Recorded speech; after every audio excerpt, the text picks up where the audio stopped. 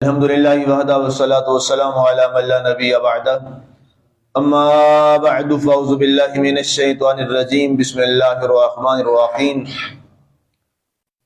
وَيُطْعِمُونَ الطَّعَامَ عَلَى حُبِّهِ مِسْكِينًا وَيَتِيمًا وَأَسِيرًا إِنَّمَا نُطْعِمُكُمْ لِوَجْهِ اللَّهِ لَا نُرِيدُ مِنْكُمْ جَزَاءً وَلَا شُكُورًا۔ اور اس کی محبت میں یتیموں اور مسکینوں اور قیدیوں کو کھانا کھلاتے رہتے ہیں۔ ہم تو بس تمہیں اللہ کی رضا کی خاطر کھلاتے ہیں، نہ تو تم سے کوئی جزا چاہتے ہیں اور نہ ہی شکریہ۔ سامعین، آج ہماری سورہ الدہر کی آیہ مبارکہ نمبر 9 تک کی تلاوت و ترجمہ کا شرف نصیب ہوا۔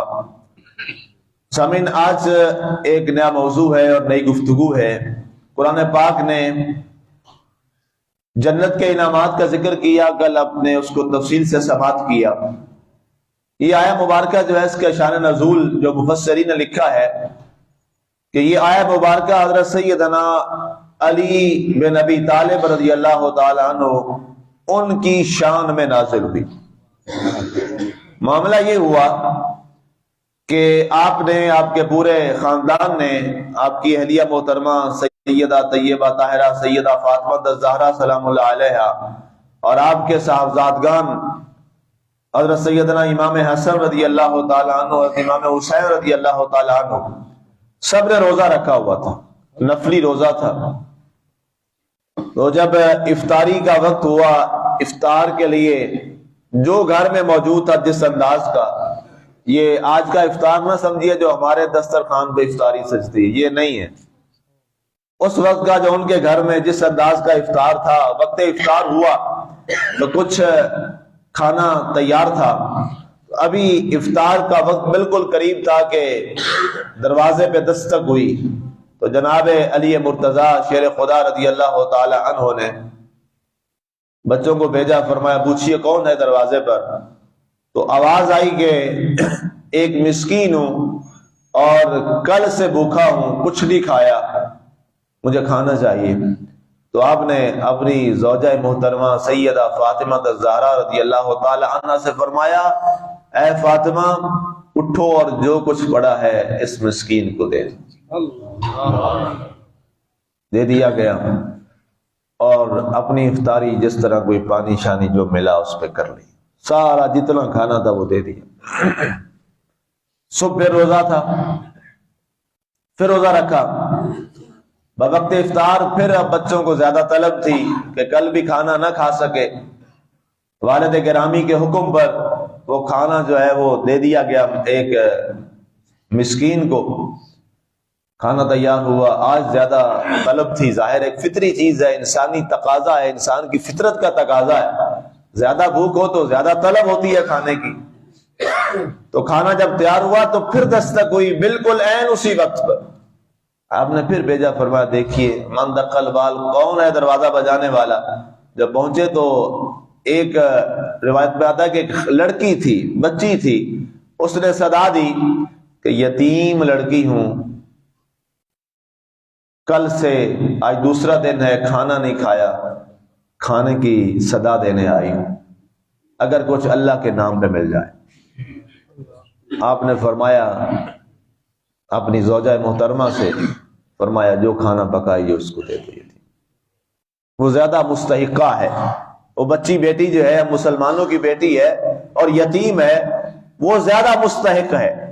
آپ نے کھانا اس کو دلوا دیا، اور پھر جیسے تیسے پانی پہ جو تھا، وہ اتنی تو فراخی تھی نہیں ایسے آج ہمارے دسترخوان بڑے اللہ کے فضل سے وسیع ہیں، یہ تو معاملات تھے نہیں۔ وہ بھی پتہ نہیں کس انداز میں جاتے تھے اور وہاں مزدوری کر کے تو وہاں سے لے کے آئے تھے۔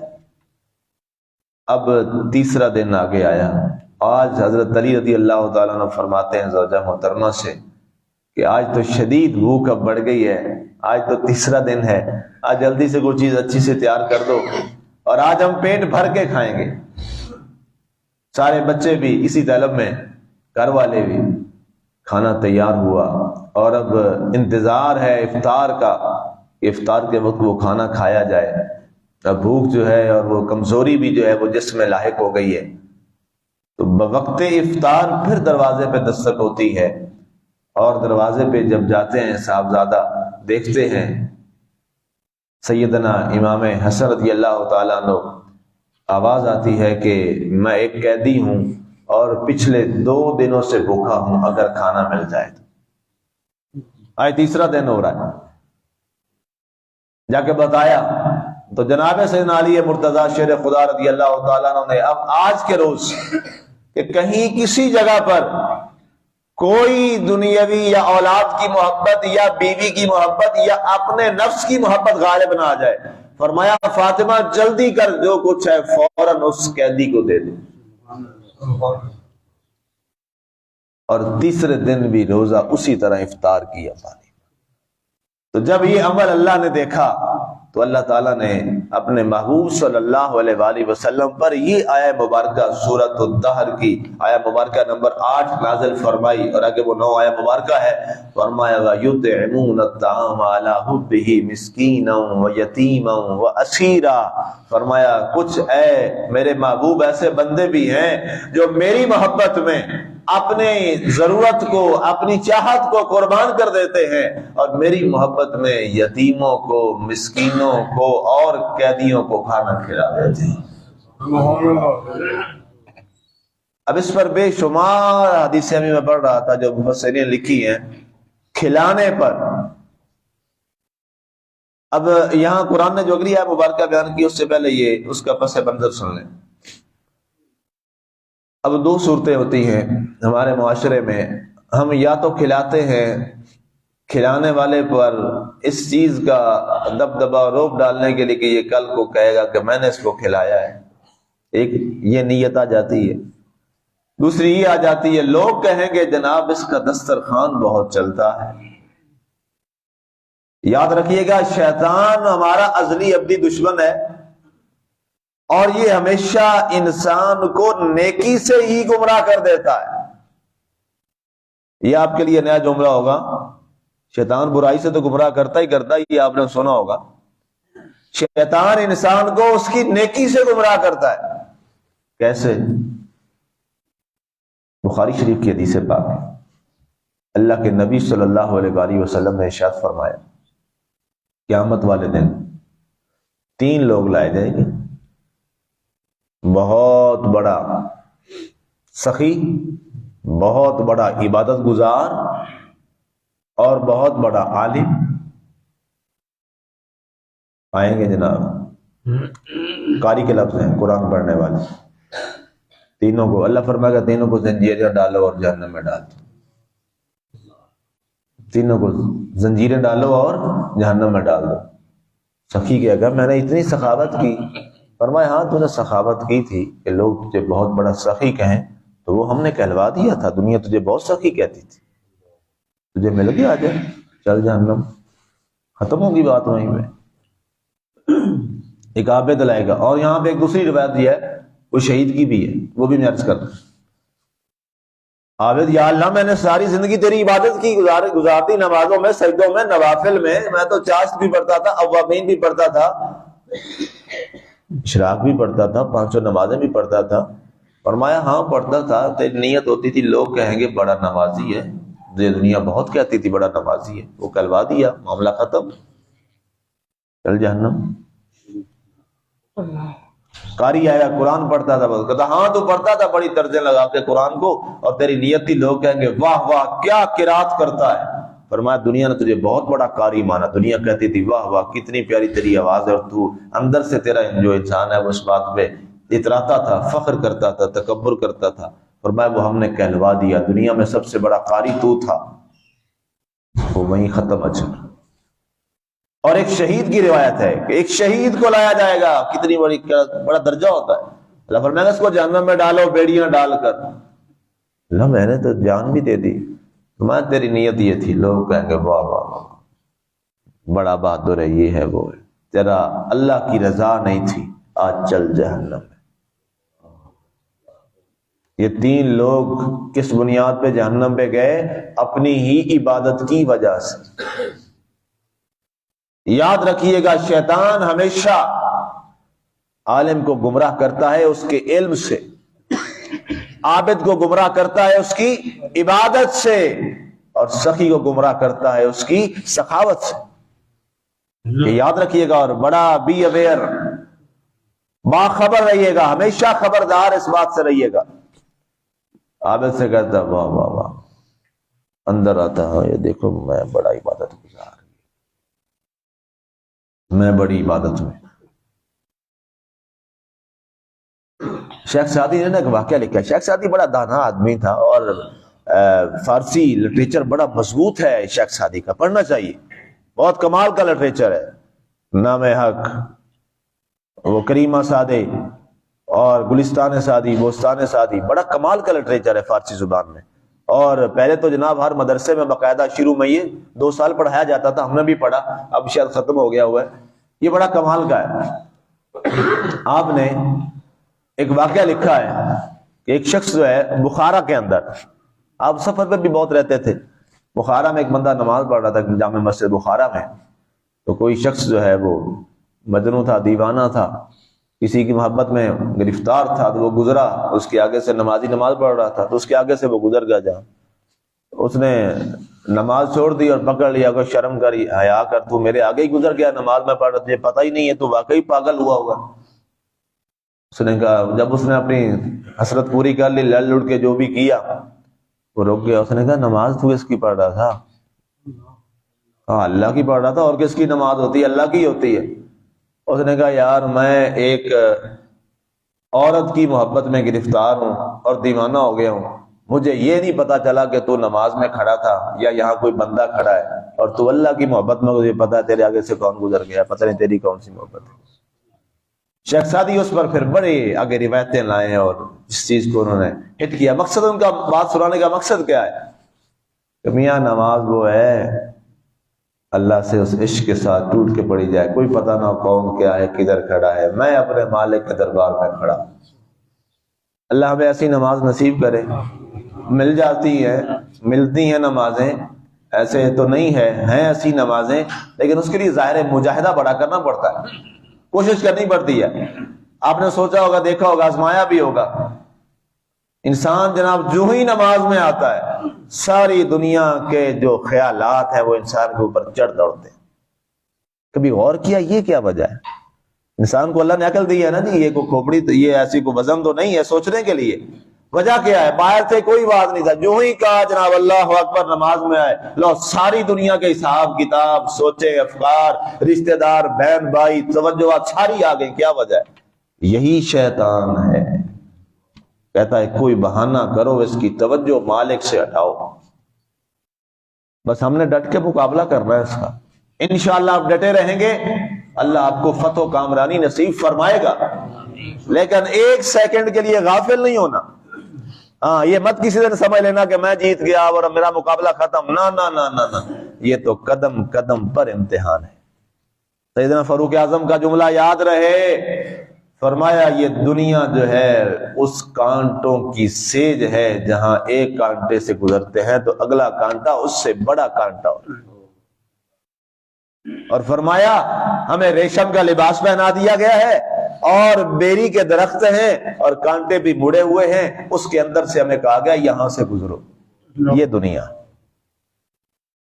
دنیا ہے، بس مسلمانوں یہ دنیا ہے، اور کلمے کی برکت ہر وقت تو ساتھ ہوگی تو اس برکت سے ہی ہم گزر پائیں گے، وگرنہ حالات کوئی نہیں ہے، نہ بندہ گزرنے کے قابل ہے۔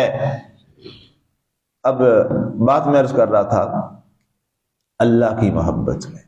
اب اگلی آیت پہ غور کیجیے تاکہ آپ کو یہ سمجھ آ جائے جو میں نے پس منظر بیان کیا کیوں کیا۔ اللہ نے آگے فرمایا انما نطعمکم لوجہ اللہ، ہم جو تمہیں کھانا یہ کھلاتے ہیں یا کھلا رہے ہیں صرف کس کے لیے؟ لوجہ اللہ، اللہ کی رضا کے لیے۔ کسی کو کچھ دیتے ہو تو صرف کس لیے دو؟ اللہ کی رضا کے لیے، اور پھر دیکھنا اس کا اجر اللہ آپ کو کتنا دیتا ہے۔ اللہ کی رضا کے لیے، عبادت بھی اللہ کی رضا کے لیے، دعوت و ارشاد و تبلیغ بھی اللہ کی رضا کے لیے، اور عبادت بھی اللہ کی رضا کے لیے، سخاوت بھی اللہ کی رضا کے لیے۔ اور جب یہ معاملات اللہ کی رضا کے لیے ہو جاتے ہیں تو پھر درجہ کیا ہوتا ہے؟ اللہ کے رسول صلی اللہ علیہ وآلہ وسلم فرماتے ہیں وہ سخی جو اللہ کی رضا کے لیے سخاوت کرتا ہے قیامت والے دن نبیوں کی صف سے اٹھایا جائے گا۔ ٹھیک ہے؟ اور جو عالم دین اللہ کی رضا کے لیے کام کرتا ہے اس کا درجہ کیا ہے؟ فرمایا قیامت والے دن نبیوں اور رسول جب اس کو دیکھیں گے نا اس کے سر پہ سونے کا تاج چمک رہا ہوگا، وَضَوْءُ أَفْضَلُ مِنْ ضَوْءِ الشَّمْسِ، اور سورج کی روشنی سے زیادہ اس کا تاج چمک رہا ہوگا۔ اللہ کے نبی اور رسول رش کریں گے اور یہ کون شخص بیٹھا ہے؟ آواز آئے گی یہ امت کا عالم دین ہے جس نے اللہ کی رضا کے لیے لوگوں کو دین سکھایا تھا۔ سبحان اللہ۔ دوسری طرف بھی درجہ یہ ہے، اور حضور علیہ السلام سے پوچھا گیا یا رسول اللہ علیہ وسلم ایک حافظ کتنے لوگوں کی سفارش کر سکتا ہے؟ بعمل کی بات ہو رہی، میں نے سمجھا دیا اللہ کی رضا والا۔ فرمایا 70 لوگوں کو۔ پوچھا گیا یا رسول اللہ علیہ وسلم جو عالم قرآن ہے اس کا مقام کیا ہے؟ فرمایا اس کی تو بات ہی اور ہے۔ کہا جی کیا؟ فرمایا کالنجوم فی السماء، جتنے آسمان میں ستارے ہیں اتنے میرے ان امتیوں کی بخشش کروا سکے گا جن کا جہنم کا فیصلہ ہو گیا۔ یہ درجہ بھی بتایا آپ کے میرے رسول صلی اللہ علیہ وسلم نے، لیکن شرط کیا رکھی؟ اللہ کی رضا کے لیے۔ نیت میں کیا ہو؟ اللہ کی رضا۔ اب کوئی شخص لاکھ روپیہ مکا کے جاوے قرآن کی تفسیر پڑھانے اور سکھانے کے لیے، تقریر کرنے کے لیے، نعت 50,000 ایڈوانس اکاؤنٹ میں منگوا کے جائے، نعت اللہ کی رضا کے لیے پڑھ رہا ہوں، رسول اللہ کی محبت میں پڑھ رہا ہوں، زنجیریں جکڑی جائیں گی۔ ہم نے قرآن و سنت میں یہی پڑھا ہے، ہاں جی یہی پڑھا ہے ہم نے۔ یہ لوگوں کی رضا ہے، اللہ کی رضا نہیں ہے۔ اور اب تو یہاں تک پہنچا ہے، میں نے اپنی آنکھوں سے دیکھا اور آپ بھی گواہ ہیں اس بات کے، وہ جناب جس کو کہتے ہیں نعت غمت کر، اس کو مانتا ہی نہیں ہو، کاروبار ہے، پیسے چل رہے ہیں نا جی تو نعت چل رہی ہے، پیسے رکے نعت ختم، ایسا ہے کہ نہیں؟ بتائیں نا کیوں ہم منافق بنے؟ یہ سارے میرے مخالف ہوئے ہیں۔ میں نے کہا اللہ کے لیے مخالفت بھی میری عبادت ہے، میرے اللہ کے ہاں میری یہ عبادت ہے، یہی تو چیز ہے۔ کردار حسینی کیا ہے؟ لوگ ایسے کہتے ہیں یہ کردار حسینی نام لینا آسان ہے، اس پر چل کے دکھانا بڑا مشکل کام ہے۔ حسین کا نام تو لیتے ہو، نام لینے سے نہیں، کام کر کے دکھاؤ حسین والے۔ نام حسین کا نماز پڑھنی کوئی نہیں، کام حسین کا سچی بات کرنی کوئی نہیں، کام نام حسین کا کردار میں اللہ کے نبی والی سیرت آنی کوئی نہیں ہے۔ ایسے تھوڑا حسین مل جاتا ہے رضی اللہ تعالیٰ عنہ، یہ کردار کا نام ہے۔ تو قرآن نے کیا کہا؟ انہوں نے کہا ہم جو کھلاتے ہیں، جو کسی کو دیتے ہیں تو مقصد کیا ہے؟ صرف لوجہ اللہ، اللہ کی رضا۔ آخری ایک جملہ سن لیجیے، دنیا کا کوئی بڑے سے بڑی عبادت والا کام اگر اس میں اللہ کی رضا شامل نہیں ہے اور ہلکی سی بھی ریا آ گئی، یہ فتویٰ سن لو، یہ تقویٰ سن لو، ساری وہ عبادت بھی ضائع اور الٹا اللہ کے ہاں عذاب ملے۔ یہ سارا میں نتیجہ ایک جملے میں نکال رہا ہوں۔ دنیا کا بڑے سے بڑا نیک عمل، دنیا کا بڑے سے بڑا نیک عمل، حج، عمرہ، صدقات، خیرات، سخاوت، لنگر، یہ وہ جو چیزیں ہیں، نمازیں، تہجدیں، جو کچھ بھی ہے، ہلکی سی بھی ریا آ گئی، دل میں یہ بات آ گئی کہ ہاں لوگ یہ کہیں گے، ساری ضائع، سب کچھ بیکار اور الٹا عذاب بھی۔ اس لیے جو بھی کرنا ہے آج سے فیصلہ کر لیجیے، آج سے اللہ کے گھر میں بیٹھ کے قرآن کے سامنے وعدہ کر لیجیے۔ ہم سارے وعدہ کرتے ہیں قرآن کے سامنے، تو ہمارے درمیان قرآن پڑھا ہے اور ہم قرآن کے ارد گرد بیٹھے ہیں، ہمارے درمیان ہمارا یہی سب کچھ ہے۔ اس کے سامنے ہم اللہ کے دربار میں بیٹھ کے، اللہ کے گھر میں بیٹھ کے وعدہ کرتے ہیں مولا جو بھی نیک عمل کریں گے صرف تیری رضا کے لیے کریں گے۔ پھر دیکھیے گا انشاءاللہ قیامت والے دن جنت میں بھی ایسے ہی محفل سجا کے بیٹھے ہوں گے انشاءاللہ۔ ہاں تو فرمایا لا نرید منکم جزاء ولا شکورا، ہم نہ تم سے کوئی جزا چاہتے ہیں، نہ کوئی بدلہ چاہتے ہیں، نہ کوئی شکریہ چاہتے ہیں۔ اللہ اکبر۔ یہ موضوع بڑا لمبا ہے، آگے بھی یہ بات چل رہی ہے، آگے اس پر انشاءاللہ کل بات کریں گے، وقت ہو گیا۔ اللہ تعالی ہمیں عمل کی توفیق عطا فرمائے، آمین و ما علینا۔